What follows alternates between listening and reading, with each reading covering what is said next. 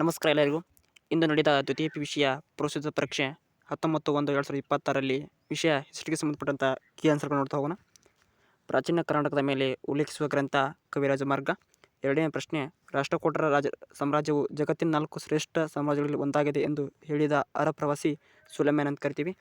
ಇನ್ನು ದಕ್ಷಿಣ ಭಾರತ ತಾಜ್ ಮಹಲ್ ಎಂದು ಪ್ರಸಿದ್ಧವಾದ ಸ್ಮಾರಕ ಇಬ್ರಾಹಿಂ ರೋಜಾ ಅಂತ ಕರಿತೀವಿ, ಬಿಜಾಪುರದಲ್ಲಿದೆ. ಸರಿಯಾದ ಜೋಡಿಯನ್ನು ಗುರುತಿಸೋದಕ್ಕೆ ಸರಿಯಾದ ಉತ್ತರ 3, ರಾಮಾಚಾರ್ಯರ ಶ್ರೀರಂಗ ಮಠ ಅಂತ ಕರಿತೀವಿ. ಇನ್ನು 5ನೇ ಪ್ರಶ್ನೆ, ಮಧ್ಯಗಾಮಿ ನಾಯಕರು ಯಾರೆಂದರೆ ದಾದಾಬಾಯಿ ನವರೋಜಿ. ಇನ್ನು ಕೊಟ್ಟಿರುವ ಉತ್ತರಗಳು ಸರಿಯಾದ ಉತ್ತರವನ್ನು ಬರೆಸಿದರೆ 6ನೇ ಪ್ರಶ್ನೆ, ಭಾರತೀಯ ವೈದ್ಯಶಾಸ್ತ್ರ ಪಿತಾಮಹ ಧನ್ವಂತರಿ ಅಂತ ಕರಿತೀವಿ. ಅಲ್ಬುರುನಿ ಪ್ರಸಿದ್ಧ ಕೃತಿ ಕಿತಾಬ್ ಉಲ್ ಹಿಂದ್ ಅಂತ ಕರಿತೀವಿ. ಸಿಖ್ಖರ ಪವಿತ್ರ ಗ್ರಂಥ ಗುರುಗ್ರಂಥ ಸಾಹೇಬ. ರಾಜಾರಾಮ್ ಮೋಹನ್ ರಾಯರು ಆರಂಭಿಸಿದ ಬಂಗಾಳಿ ಪತ್ರಿಕೆ, ಅದಕ್ಕೆ ಸರಿಯಾದ ಉತ್ತರ ಸಂವಾದ ಕೌಮುದಿ ಅಂತ ಕರಿತೀವಿ. ಗಾಂಧೀಜಿಯವರು ದಂಡಯಾತ್ರೆಯನ್ನು ಸಬರ್ಮತಿಯಿಂದ ಆರಂಭಿಸ್ತಾರೆ. ಇನ್ನಲ್ಲಿ ಕೆಳಗಿನ ಹೊಂದಿಸಿ ಬರೆಯ ನೋಡೋಣ. ದಯಾರಾಮ್ ಸೇನೆಯವರು ಹರಪ್ಪವನ್ನು ಸಂಶೋಧಿಸ್ತಾರೆ.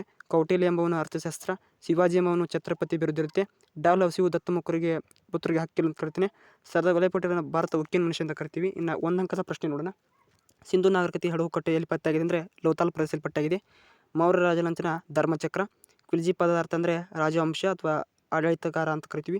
ಸ್ಪಷ್ಟಣತ ಸ್ಥಾಪನಾಚಾರ್ಯ ಎಂದು ಶಂಕರಾಚಾರ್ಯರನ್ನು ಕರಿತೀವಿ. ಸುದ್ದಿ ಚಳವಳಿ ಎಂದರೇನು? ಹಾಗೆ ಭಾರತದಲ್ಲಿ ಉದಯಿಸಿರುವ 2 ಪ್ರಮುಖ ಧರ್ಮ ಅಂದರೆ ಕ್ರೈಸ್ತ ಮತ್ತು ಜೈನ ಧರ್ಮ. ಹಾಗೆ ಭಾರತದಲ್ಲಿ 2 ನೃತ್ಯ ಪ್ರಕಾರಗಳನ್ನು ಹೆಸರಿಸಿ. ಪ್ಯಾಲಿಯೋಲಿಥಿಕ್ ಅಂದರೆ ಹಳೆಯ ಶಿಲಾಯುಗ ಎಂದರ್ಥ. ಸಿಂಧೂ ನಾಗರಿಕತೆಯ 2 ಸಮಕಾಲೀನ ನಾಗರಿಕತೆಯನ್ನು ಹೆಸರಿಸಿ ಅಂದರೆ ಹರಪ್ಪ ಮತ್ತು ಮೊಹೆಂಜೊದಾರೋ. ವೈದಿಕ ಕಾಲದ 2 ಮಹಿಳಾ ವಿದ್ವಾಂಸರು ಧನ್ವಂತರಿ, ಶಾಶ್ವತಿ, ಗಾರ್ಗಿ ಅಂತ ಕರಿತೀವಿ. ವರ್ಧನರ ಇತಿಹಾಸ ರಚನೆಗೆ ಸಹಾಯಕರುವ 2 ಮೂಲಾಧಾರಗಳೆಂದರೆ ಇತ್ಸಿಂಗ್ನ ಬರವಣಿಗೆಗಳು ಮತ್ತು ಶಾಸನಗಳು ಅಂತ ಕರಿತೀವಿ. ಕನ್ನಡದ ಪ್ರಥಮ ನಾಟಕ ಯಾವುದು ಮತ್ತು ಅದನ್ನು ಬರೆದವರು ಯಾರು ಅಂದರೆ ಸಿಂಗರ ಗುರುಗ್ರಂಥ ಸಾಹೇಬವಾಗಿರುತ್ತೆ. ಬಹುಮನಿ ಮಂಥನ ರಾಜೇಂದ್ರ ನೇಮನೆ ತಿಳಿಸಿ. ಶಂಕರಾಚಾರ್ಯರು ಎಲ್ಲಿ ಯಾವಾಗ ಜನಿಸ್ತಾರೆ? ಸೂಫಿ ಪಂಥಗಳಲ್ಲಿ ಚಿಸ್ತಿ ಮತ್ತು ಅಂತ ಕರಿತೀವಿ ನಾವು. ಪ್ಲಾಸಿ ಕದನ 1526ರಲ್ಲಿ ಅಕ್ಬರ್ ಮತ್ತು ಔರಂಗಜೇಬ ನಡುವೆ ನಡೆಯುತ್ತೆ. ಭಾರತ ಮೊದಲು ಸ್ವತಂತ್ರ ಸಂಗ್ರಾಮಕ್ಕೆ ತಕ್ಷಣ ಕಾರಣವೆಂದರೆ ಅಲ್ಲಿ ಫ್ರಾನ್ಸಿಸ್ಕೋ ಅಲ್ಮೇಡನ ಹತ್ಯೆ ಆಗಿರುತ್ತೆ. ರಾಜ್ ಪುನರ್ವಿಂಗಡಣಾ ಸಮಿತಿಯ 2 ಸದಸ್ಯರನ್ನು ತಿಳಿಸಿ ಅಂದರೆ ಅಲ್ಲಿ ಸಿದ್ದಪ್ಪ ಕಂಬಳಿ, ಹಾಗೆ ಫಜಲ್ ಅಲಿ ಮತ್ತು ಜವಾಹರ್ಲಾಲ್ ನೆಹರೂರನ್ನು ಕರಿತೀವಿ. ಇಲ್ಲಿ ನಿಮಗೆ ಅಲ್ಲಿ 10 ಅಂಕದ ಪ್ರಶ್ನೆ ಮತ್ತು 5 ಅಂಕದ ಪ್ರಶ್ನೆ ಕೊಟ್ಟಿದ್ವಿ. ಹೊಯ್ಸಳ ಮತ್ತು ಶೈಲಿಯ ಪ್ರಮುಖ ಲಕ್ಷಣಗಳನ್ನು ತಿಳಿಸಿ. ತಾಳಿಕೋಟೆ ಕದನ ಕಾರಣ ಮತ್ತು ಪರಿಣಾಮಗಳನ್ನು ತಿಳಿಸಿ.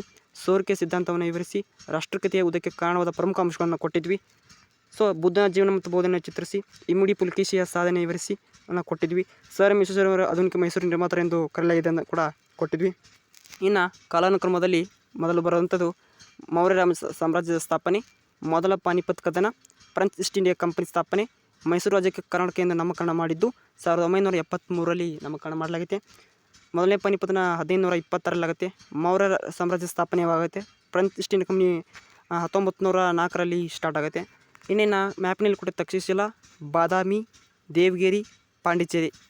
ಸೊ ಓಕೆ, ಇಷ್ಟು ನಿಮಗೆ ಪ್ರಶ್ನೆ ಪತ್ರಿಕೆ ಹೇಗಿರುತ್ತೆ. Okay, thank for watching.